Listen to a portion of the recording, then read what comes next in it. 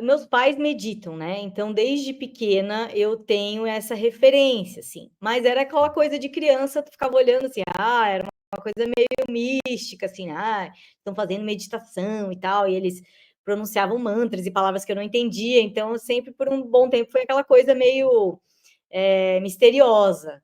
Aham. Mas, eu acho que a gente sempre absorve, né, as referências dos nossos pais. Então, desde sempre eu fui meio que me encaminhando por esse universo do autoconhecimento, da espiritualidade e tal. E a meditação sempre faz parte desses ambientes, né? Sempre Uhum. numa entrada, numa saída de algum retiro, alguma coisa, sempre houve uma meditação e tal. Mas eu tinha muita dificuldade com meditação. Eu sou uma pessoa altamente mental, altamente racional, e para mim era muito difícil meditar. Então, quando faziam, então agora sente, deixe passar seus pensamentos, parará. Era só mandar eu sentar que eu ficava Aham. pensando em tudo que precisava fazer, em tudo que. Tipo, a minha mente não parava de jeito nenhum. Eu admirava Aham. muito aquelas pessoas que ficavam sentadas, assim, tipo, gente, eu posso até tentar, mas assim, meditando eu sei que eu não tô, né? Eu sempre tentava, mas eu nunca tinha aquela sensação assim recompensador do tipo, ai, nossa, realmente meditei e realmente estou saindo dessa prática mais calma ou mais com mais clareza mental do que eu entrei, né? Sim.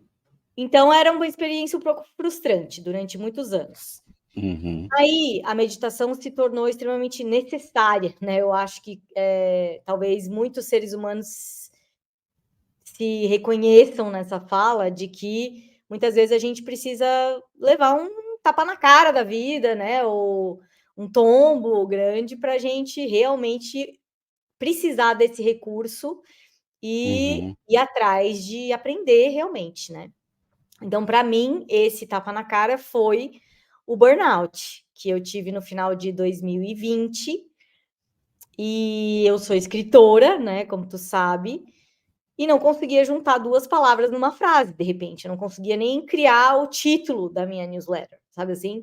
Eu Uhum. não chegava as pessoas para mim e falava, Lana, amarelo ou vermelho? E eu não conseguia decidir isso. Eu não conseguia decidir Caramba. se era para limpar o pátio ou não, o que que ia fazer de almoço. Nada, nada, nada. Tipo, eu ficava olhando assim para a pessoa como se fosse um enigma o que ela estava me perguntando. Aham. Como se tivesse dado pane total na minha mente, no meu poder de decisão, no meu poder de cognitivo mesmo, né? Sim. Então, eu fiquei feito um vegetal durante 6 meses, sem brincadeira. Assim, a única coisa que eu fiz era olhar para o mar e tal. Assim, só que ainda assim, os meus pensamentos não paravam. Era como se eu tivesse Uhum. prisioneira da minha mente, né? Então, blá, blá, blá, blá, tava lá olhando para o mar, não conseguia fazer nada, não conseguia usar positivamente aqueles pensamentos, mas eles não paravam. Então era como era uma tortura, assim. Uhum. Aí a minha mãe, que é uma pessoa super para frentex, né, e sempre à frente do seu tempo mesmo, ela que me introduziu nessa prática da Kundalini Yoga. Quando ela viu isso, né, de que eu estava com esses pensamentos e com isso que estava acontecendo comigo, que ela já tinha tido Aham. ela não teve burnout, ela teve depressão, né? Mas na verdade o burnout não deixa de ser uma depressão aguda, né? Vamos dizer. Uhum.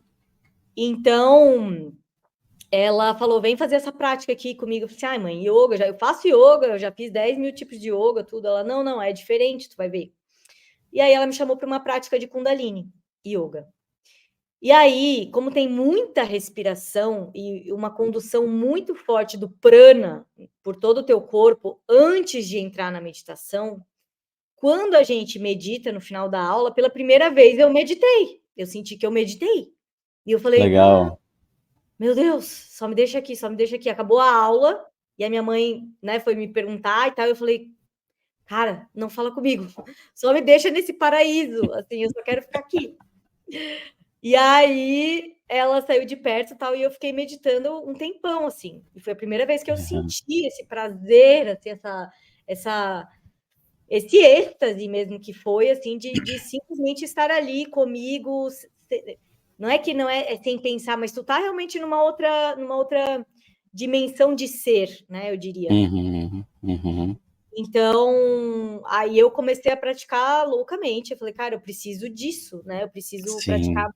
mais vezes ao dia. Eu comecei a praticar 3 vezes por dia, às vezes. E aprendi a tocar flauta nessa época. Então, eu fazia Kundalini, tocava flauta e olhava para o mar. Essas 3 coisas que eu consegui fazer.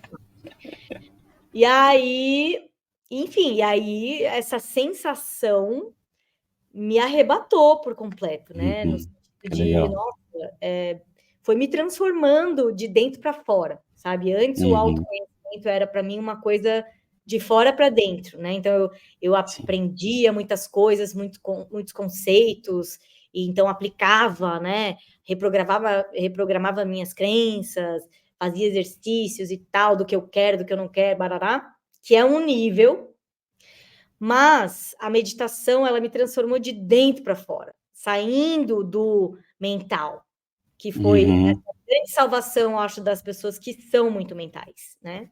Sim. Porque ela foi transformando a minha reatividade, transformando a minha maneira de lidar com as pessoas, com as minhas próprias filhas, transformando a maneira de reagir aos meus impulsos, animais, né? Todos esses essas Uhum. raivas que a gente tem guardado, todas as pessoas que engatilham isso, etc, etc. E foi, enfim, todas as pessoas que continuavam engatilhando foram me mostrando o quanto que eu ainda precisava de trabalho, sabe? Então, Uhum.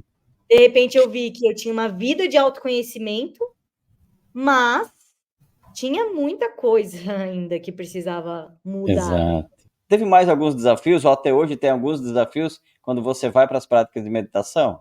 Olha, então, eu acho que a Kundalini não está me apresentando mais desafios, assim, no sentido de que toda prática eu vejo que eu medito. Mas é que, para Uhum. mim, tem essa necessidade muito grande das respirações anteriores à meditação. Então, assim, na Kundalini, a gente se mexe o corpo e respira durante 40 minutos para meditar 20, sabe assim? Uhum. Então, acaba que em toda prática tu medita, né? E aí, assim, eu já fiz também um Vipassana, né? Que é um retiro de silêncio de 10 dias e tal. Uhum. E no Vipassana, que daí tu medita por mais tempo, né? Que são 8 a 10 horas diárias no Vipassana.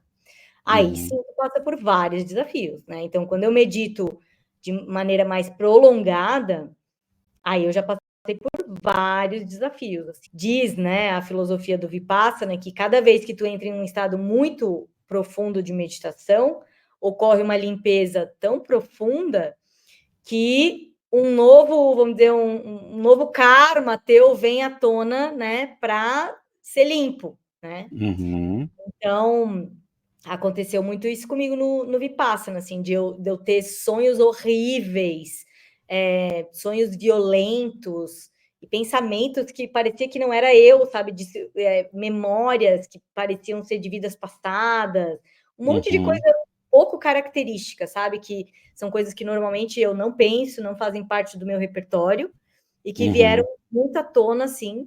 E aí eu segui lá forte meditando e a minha cabeça parecia uma ilha de edição, assim, sabe? Como se uma vida passada, essa vida, onde que eu estava repetindo os mesmos erros nessa vida, tudo começou a vir para mim em meditação.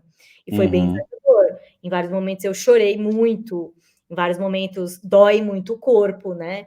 Em vários momentos é emocionalmente estressante, assim, porque, enfim, tu não entende bem direito o que está acontecendo, etc. Uhum. Mas eu sinto que é sempre benéfico, né, no final, assim. Sim. Nossa, eu saí do Vipassana, foi o meu maior mestre, assim, a coisa mais Aham. importante que eu já fiz, eu acho.